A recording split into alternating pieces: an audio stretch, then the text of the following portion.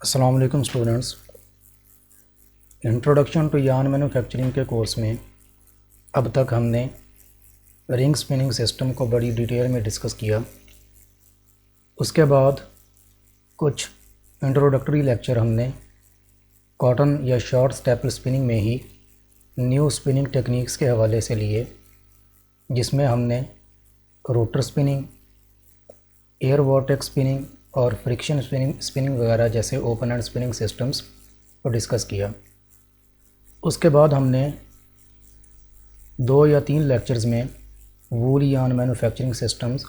जिसमें worsted yarn और woollen yarn system आते हैं, उनको डिस्कस किया। आज के लेक्चर में हम ज्यूट यार्न मैन्युफैक्चरिंग का इंट्रोडक्शन लेंगे कि ज्यूट फाइबर से ज्यूट का यार्न कैसे बनता है। तो आज के हमारे लेक्चर में जिन टॉपिक्स को हम डिस्कस करेंगे उनमें ज्यूट के फाइबर की सॉफ्टनिंग और पाइलिंग क्या होती है, ज्यूट कार्डिंग कैसे की जाती है, ज्यूट ड्राइंग किस तरीके से होती है, और फिर ज्यूट स्पिनिंग और ज्यूट फाइबर की जो बाइंडिंग है, ज्यूट के यार्न की जो बाइंडिंग है, उसको हम डिस्कस करेंगे। ज्यूट का जो फाइबर है वो वेजिटेबल फाइबर है और ये बास्ट फाइबर है। हम अपने टेक्सटाइल के नॉलेज से जानते हैं कि कॉटन फाइबर के अलावा और बहुत सारे सेलुलोजिक फाइबर्स ऐसे हैं जो स्पिनेबल हैं, जिनसे यार्न बनाया जा सकता है। उनमें से ज्यूट फाइबर एक है। ज्यूट का जो प्लांट होता है वो उसकी जो लेंथ है वो 5 मीटर लॉन्ग तक हो सकती है, यानी 1 मीटर से लेके 5 मीटर तक उसकी लेंथ हो सकती है, और 18 mm उसकी थिकनेस प्लांट की हो सकती है। कल्टीवेशन के बाद ज्यूट का जो फाइबर है उसको बास्ट में से या तने में से निकालने के लिए एक प्रोसेस की ज़रूरत होती है, जिसको रेटिंग का प्रोसेस कहते हैं। रेटिंग के प्रोसेस में तने में मौजूद जो फाइबर्स होते हैं उनको दूसरे गमी मटेरियल से, ऐसा मटेरियल जिसने कि इन फाइबर्स को ज्यूट के प्लांट के स्टेम के अंदर बाइंड किया होता है, उनसे सेपरेट करने की ज़रूरत होती है। तो इस सेपरेशन के प्रोसेस को हम रेटिंग कहते हैं। रेटिंग ऐसा प्रोसेस है जिसमें कल्टीवेट करने के बाद जो ज्यूट के प्लांट्स होते हैं या स्टेम्स होते हैं, सबसे पहले तो उनको लीव्स से सेपरेट किया जाता है। फिर उनके जो स्टेम्स होते हैं उनके बंडल बना के उनको खेत के अंदर ही पानी में डैम्प कर दिया जाता है, और कुछ अरसे के लिए वो इस तरीके से डैम्प रहते हैं। और हम जानते हैं कि जो डैम्प एनवायरनमेंट्स होते हैं वहाँ पे माइक्रोब्स भी ग्रो कर जाते हैं। तो माइक्रो ऑर्गेनिज़म्स और इस वेट या डैम्प एनवायरनमेंट में ये जो स्टेम्स होते हैं ज्यूट के, ये कुछ सॉफ्ट हो जाते हैं, और फिर इसके बाद इन स्टेम्स में से जो फाइबर्स होते हैं, फाइबर्स का पोर्शन सेपरेट कर लिया जाता है, अलग कर लिया जाता है।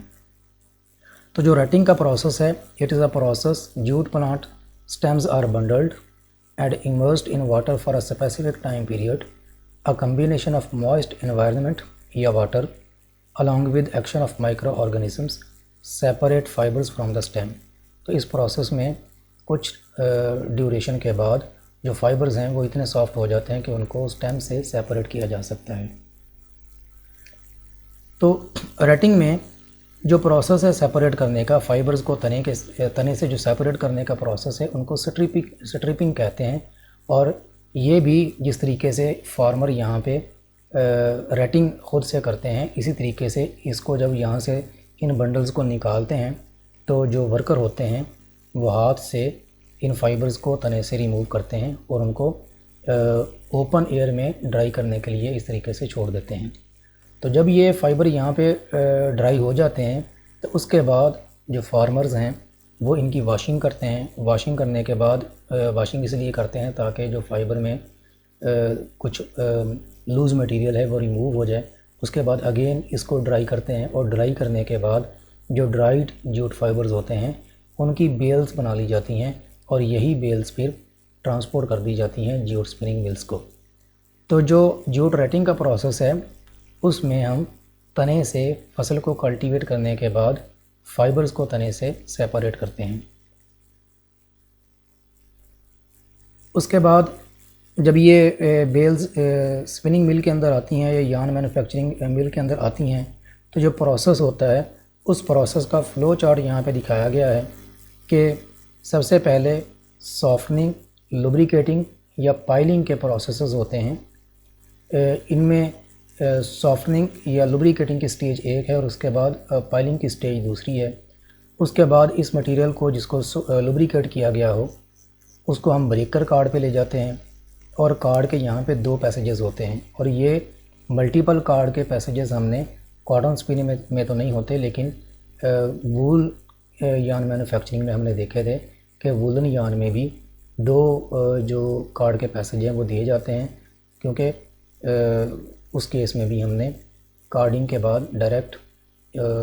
स्पिनिंग के ऊपर मटेरियल को ले जाते हैं। तो यहाँ पे ब्रेकर कार्ड एक पैसे दिया जाता है और दूसरा उसके बाद फिनिशर कार्ड के ऊपर उसकी कार्डिंग की जाती है। फिर कार्डड जो स्लाइवर होता है उसको 3 पैसेजेस ड्राइंग फ्रेम के दिए जाते हैं कि पहला ब्रेकर ड्रा फ्रेम होता है, फिर उसके बाद एक इंटरमीडिएट ड्रा फ्रेम होता है, फिर एक फिनिशर ड्रा फ्रेम होता है। तो ड्रा फ्रेम से हमें जो स्लाइवर मिलता है, जूट का जो स्लाइवर मिलता है जूट फाइबर्स का, उसको हम डायरेक्ट स्पिनिंग फ्रेम के ऊपर ले जाके उसकी स्पिनिंग कर लेते हैं। स्पिनिंग के बाद जो बॉबिन्स या जो स्पूल्स स्पिनिंग फ्रेम से हमें मिलते हैं, उन स्पूल से बड़ा पैकेज बनाने के लिए हम वाइंडिंग का ऑपरेशन भी करते हैं। तो ये सारा प्रोसेस फ्लो चार्ट है जूट यार्न मैन्युफैक्चर करने के लिए। इनके जो फर्दर डिटेल है वो आगे हम इस लेक्चर में डिस्कस करेंगे।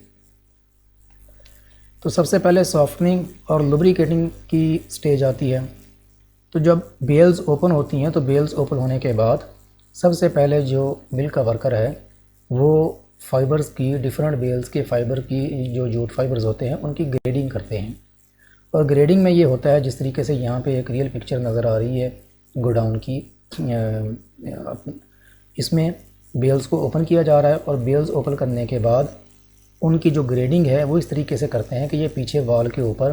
कुछ लाइनों में जूट के जो फाइबर्स हैं वो हैंग किए गए हैं और हर एक जो सैंपल है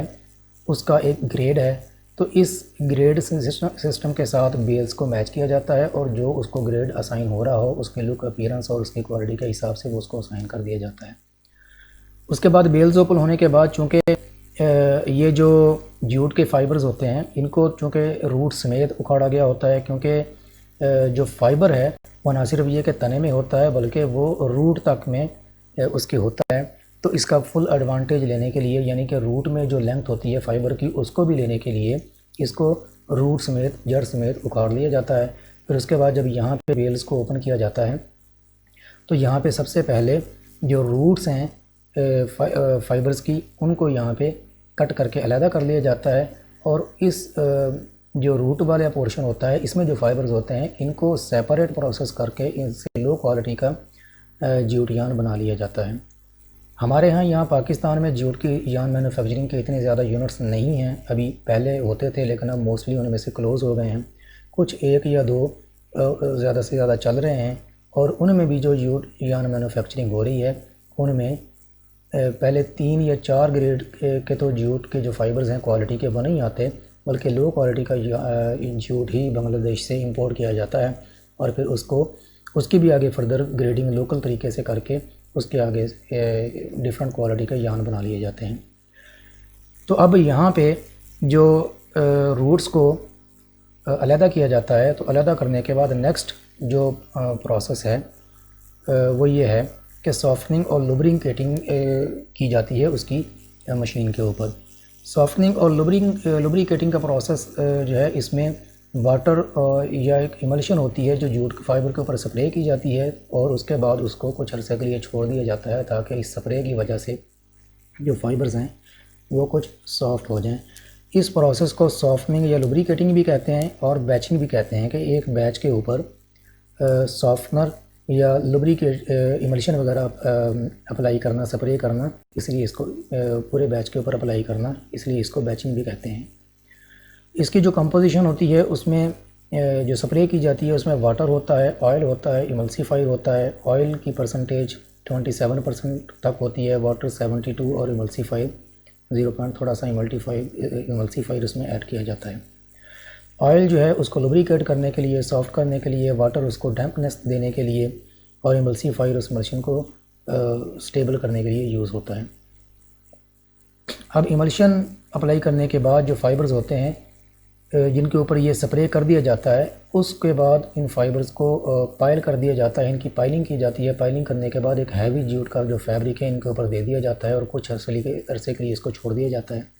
ताकि जो डैम्प फाइबर्स हैं जिनके ऊपर ये स्प्रे किया गया है वो थोड़े सॉफ्ट हो जाएं। और इस प्रोसेस के बाद सॉफ्टनिंग और लुब्रिकेटिंग जो प्रोसेस होता है उसकी जो आउटपुट होती है जूट फाइबर्स की, वो इस तरीके के बना लिए जाते हैं जिनको लोकल लैंग्वेज में मोरा या मूड़ा लोकल लैंग्वेज में कहते हैं। ये जो सॉफ्टनिंग और लुब्रिकेटिंग का प्रोसेस है ये जिस मशीन पे होता है उस मशीन को स्प्रेडर या सॉफ्टनर कहते हैं। यहाँ पे इमेज में जो कि एक लोकल मिल से इमेजेस लिए गए हैं एक विज़िट के दौरान, तो इस पिक्चर में आप देख सकते हैं कि जो रूट कट करने के बाद जो फाइबर्स थे वो यहाँ पे फीड किए जा रहे हैं, इधर से फीड किए जा रहे हैं,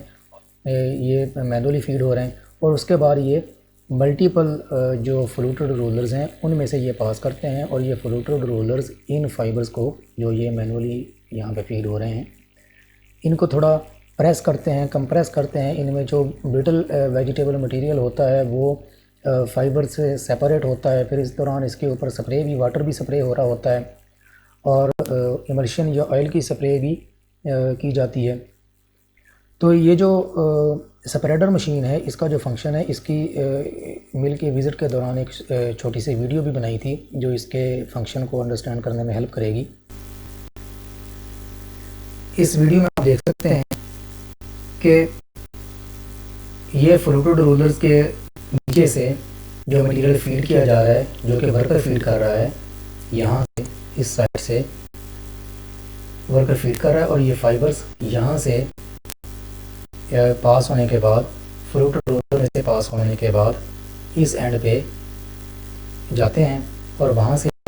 इनके ऊपर लास्ट में स्प्रे की जाती है।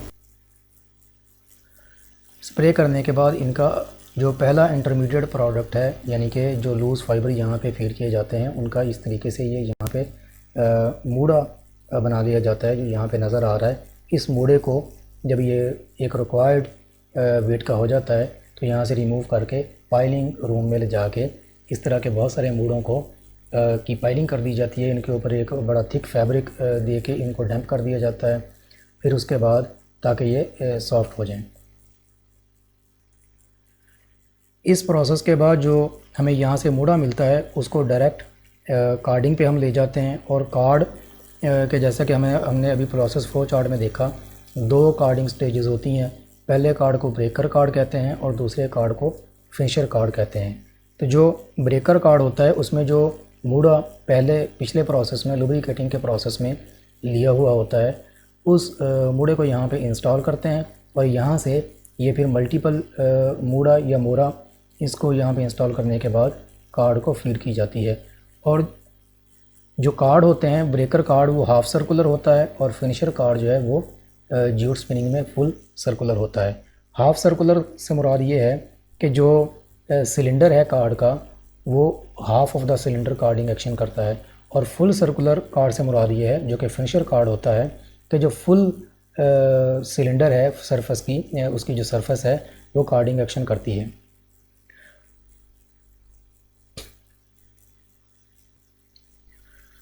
कॉटन कार्डिंग के बरक्स या शॉर्ट स्टेपल कार्डिंग के बरक्स जो यहाँ पे कार्ड इस्तेमाल होता है वो भी वही वाला होता है जो लॉन्ग स्टेपल कार्डिंग में मोस्टली यूज़ होता है, जो हमने वुलन के केस में भी देखा था, वुलन या वूलियान या वस्टर्ड के केस में देखा था कि ये ऐसा कार्ड होता है जिसमें कि मेन सिलेंडर के ऊपर फ्लैट्स की बजाय, रिवॉल्विंग फ्लैट्स की बजाय रोलर्स होते हैं। पेयर ऑफ वर्कर और स्ट्रिपर रोलर होता है, जिसकी डिटेल हमने वूलियान मैन्युफैक्चरिंग वाले लेक्चर में डिस्कस की थी। इसको जो वर्कर और स्ट्रिपर रोलर का पेयर बनता है कार्ड के ऊपर, सिलेंडर के ऊपर, उसकी जो फंक्शन होता है उसको दोबारा उसकी बेसिक अंडरस्टैंडिंग के लिए उसी लेक्चर को दोबारा रेफ़र किया जा सकता है। तो जो ब्रेकर कार्ड है वो हाफ सर्कुलर होता है और फिनिशर कार्ड फुल सर्कुलर होता है। जब फुल सर्कुलर का मतलब ये है कि जब हम एक साइड से ये मोड़ा फीड करेंगे तो दूसरे साइड से, अगली साइड से जो यहाँ पे पिक्चर में नज़र आ रही है, हमें इसकी आउटपुट मिलेगी। तो इस तरीके से जो कार्ड का सिलेंडर है दरमियान में जो एक्ट करता है वो उसका हाफ जो सरफेस है वो कार्डिंग एक्शन करती है। लेकिन अगर फुल सर्कुलर कार्ड की बात करें तो उसमें चूँकि फुल सिलेंडर की जो सरफेस है उसने सारी सरफेस ने कार्डिंग एक्शन करना है, तो उसके लिए इसी साइड से कार्ड की फीड की जाती है और डिलीवरी भी इसी साइड पे होती है, ताकि जो मटेरियल फीड किया जा रहा हो वो राउंड द सर्कल जो सिलेंडर का सरफेस है उसके ऊपर जब मूव करे तो फुल सर्कुलर सरफेस के ऊपर कार्डिंग एक्शन हो। कार्डिंग के दौरान चूँकि जो फाइबर्स होते हैं, जूट के फाइबर्स होते हैं, उनकी क्लीनिंग भी होनी होती है। तो ये कार्ड के नीचे से उसकी प्लेट उठा के इसको दिखाया गया है कि जो वेजिटेबल मैटर या दूसरी इम्प्योरिटीज़ होती हैं वो कार्ड के नीचे से इस तरीके से जमा हो जाती हैं। तो ब्रेकर कार्ड के बाद नेक्स्ट जो कार्ड जो इस लोकल मिल में दिखाया गया है वो फिनिशर कार्ड, वो भी फुल सर्कुलर की बजाय हाफ सर्कुलर है कि जिसमें एक साइड से मूड़ा फीड किए जाते हैं और नेक्स्ट साइड से स्लाइवर बन के आउटपुट मिलती है। इस इमेज में हम देख सकते हैं कि जो कार्ड को, ब्रेकर कार्ड को जो मूड़ा फीड हो रहे हैं उनमें यहाँ पे जो फाइबर्स नज़र आ रहे हैं वो बड़े रैंडमली ले किए हुए हैं और उनकी क्वालिटी भी इतनी ज़्यादा नहीं है। इसके मुकाबले में ब्रेकर कार्ड की जो आउटपुट हमें मिलती है उसका जो मूड़ा बनता है उसमें हमें नज़र आ रहा है कि जो फाइबर्स हैं वो ज़्यादा बेहतर तरीके से पैरेलल भी हैं, अलाइन भी हैं और वो ज़्यादा उनमें नफासत है बनिस्बत उस मूड़े के जो हमने पहले फीड किया था। इसी तरीके से जब ये वाला मूड़ा आगे फिनिशर कार्ड के ऊपर जाएगा तो उसकी जो हमें प्रोडक्ट मिलेगी वो उसमें फर्दर बेहतर अलाइनमेंट होगी और ज़्यादा उसकी क्लीनिंग वहाँ पे होगी।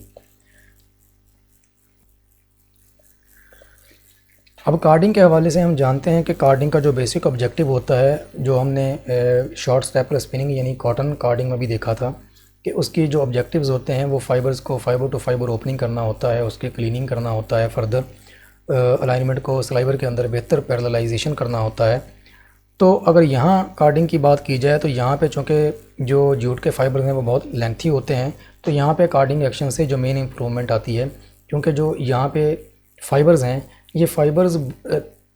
जो यहाँ पे फीड हो रहे होते हैं ये इंटरकनेक्टेड होते हैं। रेटिंग के बाद भी जो फाइबर्स के बंडल्स यहाँ पे इस मूड़े के अंदर मौजूद होते हैं वो आपस में इंटरकनेक्टेड होते हैं, ब्रांच्ड यानी कि फाइबर्स होते हैं। तो यहाँ पे ये जो फीड किए जाते हैं सिलेंडर को, तो सिलेंडर के ऊपर जो पिन्स होती हैं वो जब इनमें से पास करती हैं तो ये जो इंटरकनेक्टेड फाइबर्स होते हैं, इन इंटरकनेक्टेड फाइबर्स को बेसिकली ये जो सिलेंडर की सरफेस है जो उसके ऊपर पिन्स होती हैं वो इन इंटरकनेक्टेड फाइबर्स को सेपरेट कर देती हैं। तो इस तरीके से जो जूट कार्डिंग है वो फीड होने वाले मटेरियल को में फाइबर्स को सेपरेटिंग से मुराद ये नहीं कि एक फ़ाइबर को फर्दर आगे सेपरेट करना, बल्कि जो फाइबर्स आपस में कनेक्टेड होते हैं रेटिंग के बाद भी जो फाइबर्स इंटरकनेक्टेड होते हैं उनको आपस में एक दूसरे से सेपरेट करना और उनको अलाइन करना और क्लीनिंग के बाद उनका क्लीन एक आउटपुट देना। तो यहाँ पे कार्डिंग से जो हमें प्रोडक्ट मिलती है जो कि एक मोरा या मूड़ा की फार्म में ही होती है, उसकी आगे उसको हम ड्राइंग पे ले जाते हैं। तो ड्राइंग के यहाँ पे जैसा कि डिस्कस किया गया फ्लो चार्ट में दिखाया गया कि 3 पैसेजेस होते हैं। पहला ब्रेकर ड्रा फ्रेम होता है, फिर इंटरमीडिएट ड्रा फ्रेम होता है, फिर फिनिशर ड्रा फ्रेम होता है। इन तीनों पैसेजेस में हमें पता है कि कॉटन कार्ड ड्राइंग के हवाले से या फिर उसके बाद वूल में जो हमने डिस्कस की वहाँ से हमारे प्रीवियस नॉलेज से हमें पता है कि जो ड्राइंग होती है उसमें हम डबलिंग करते हैं, मल्टीपल स्लाइवर्स को फीड करते हैं ड्राइंग को, और ड्राफ्ट के बाद एक सिंगल स्लाइवर हमें मिलता है। तो जो मल्टीपल स्लाइवर्स फीड किए जाते हैं यहाँ पे अगर जूट ड्राइंग की बात करें तो फिनिशर ड्रा फ्रेम से मिलने वाले जो फिनिशर कार्ड से मिलने वाले जो स्लाइवर्स हैं वो जब मल्टीपल स्लाइवर्स यहाँ पे फीड किए जाएंगे तो उनकी डबलिंग भी होगी। डबलिंग होने से जो अनइवननेस है वो कम होगी और इवननेस बेहतर होगी। और इस 3 पैसेजेस जो हैं वो दिए जाएंगे और तीनों पैसेजेस में जो फीड होने वाला मटेरियल है उसका काउंट प्रोग्रेसिवली कम होता जाएगा, हत्ता कि जो फिनिशर ड्राफ्ट फ्रेम होगा उससे जो हमें स्लाइवर मिलेगा वो सबसे ज़्यादा फाइनर होगा पिछले दोनों ड्राफ्ट फ्रेम की आउटपुट से। बाकी लॉन्ग स्टेपल जो प्रोसेसिंग है उसकी तरह जैसे हमने वूल या वूलन या वर्स्टर्ड के केस में भी डिस्कस किया था कि उनकी जो ड्राइंग होती है वर्स्टर्ड की ड्राइंग में, कि चूँकि वो भी लॉन्ग फाइबर्स होते हैं और लॉन्ग फाइबर्स की ड्राफ्टिंग करते हुए या ड्राफ्ट फ्रेम का पैसेज देते हुए ड्राफ्टिंग रोलर्स के दरमियान गिल बॉक्स होता है, यानी कि ऐसा बॉक्स जिसमें ऐसी बार्स हों जिनके ऊपर पिन्स लगी हुई हों, और ये हमने वर्स्टर्ड ड्राइंग में प्रीवियस लेक्चर में डिस्कस किया था। तो ये भी चूँकि लॉन्गर फाइबर है तो यहाँ भी जो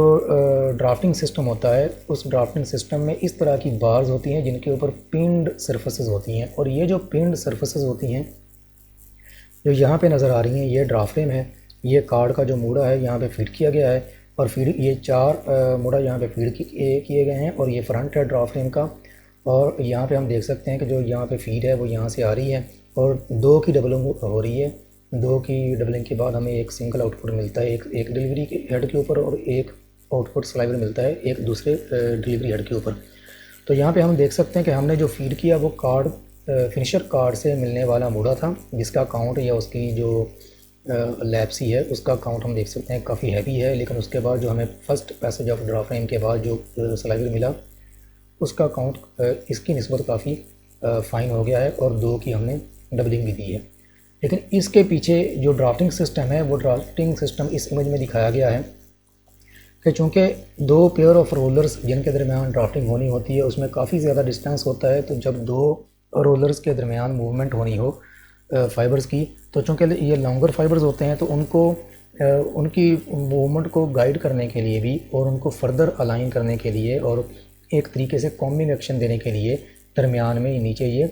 पिंड बार की सरफेसेस होती हैं, जिसको इसी वजह से इन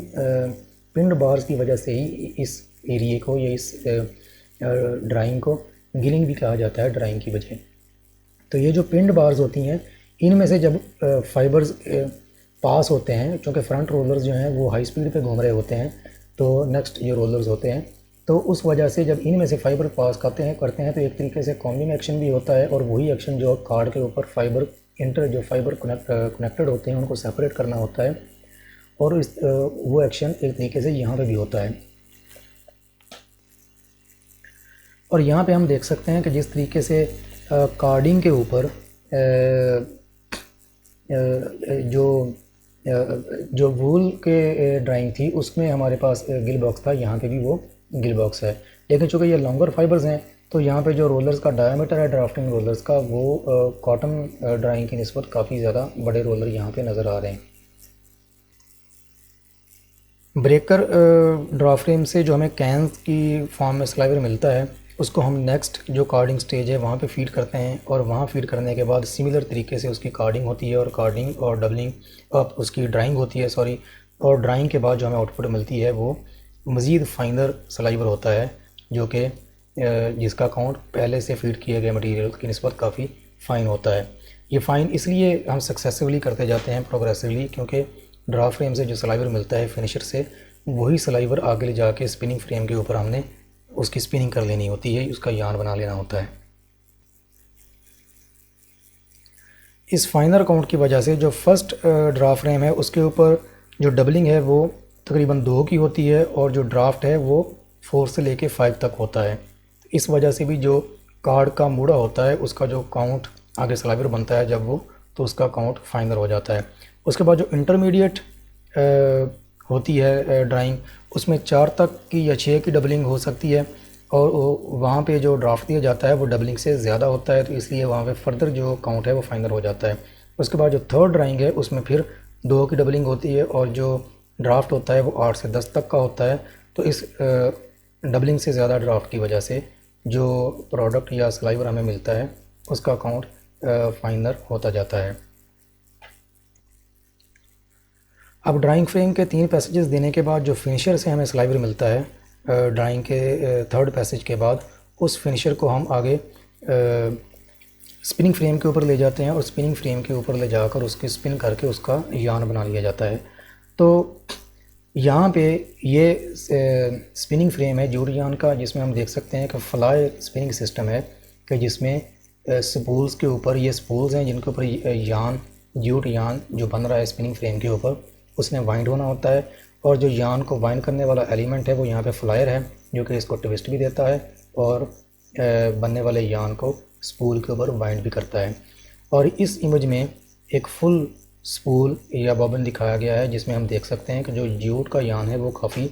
हेवी है और वो लो क्वालिटी का उससे यान या फिर उसके बाद उसकी प्रोडक्ट्स बनती हैं। ये जितनी भी इमेजेस इस लेक्चर में यूज़ किए गए हैं वो एक लोकल जूट स्पिनिंग मिल थी जिसका विज़िट किया गया, और उस दौरान उसमें जो मशीनरी की पिक्चर्स थी वो दिखाई गई। वरना हमारे यहाँ पे कॉटन स्पिनिंग ज़्यादा कॉमन है और जूट स्पिनिंग यहाँ पे तकरीबन ख़त्म हो गई है, और एक या दो फैक्ट्रीज़ हैं जो करंटली चल रही हैं। तो यहाँ पे हम देख सकते हैं कि जूट का जो यान है वो काफ़ी रफ़ है। ये वाला यान जो है ये जूट बैग्स वगैरह बनाने में इस्तेमाल होता है, या फिर छोटे छोटे जो बैग्स होते हैं जो पैकेजिंग वगैरह के लिए यूज़ होते हैं, मुख्तलिफ़ प्रोडक्ट्स की पैकेजिंग के लिए, उनमें ये वाला फ़ाइबर यूज़ होता है। अपैरल के लिए इस तरह का फ़ाइबर जो इतना कोर्स हो और इस तरीके से हेवी हो वो यूज़ नहीं होता। उसकी एक रीज़न ये भी है कि पाकिस्तान में जो जूट इंपोर्ट होता है बांग्लादेश वगैरह से, वो बहुत ही लो क्वालिटी का जूट होता है। जो हाई क्वालिटीज़ के जूट होते हैं वो ये मैन्युफैक्चरिंग मिल्स इंपोर्ट भी नहीं करती। उसकी रीज़न ये होती है कि जो प्रोडक्ट्स इन्होंने उससे बनानी होती हैं वो काफ़ी लो प्राइस पे बिकती हैं, तो उसको हाई क्वालिटी का जूट इंपोर्ट करके वो बेनिफिट नहीं लिया जा सकता।